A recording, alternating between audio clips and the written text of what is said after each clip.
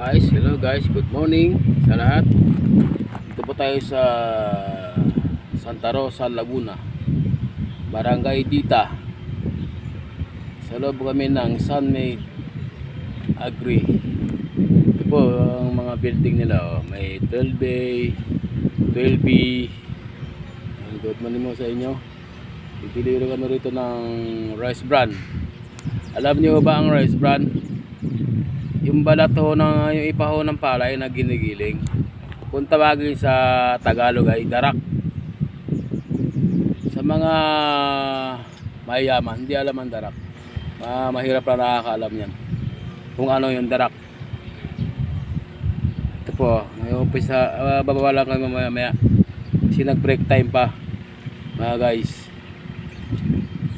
Ito guys, waiting pa guys. Guys, yun lang.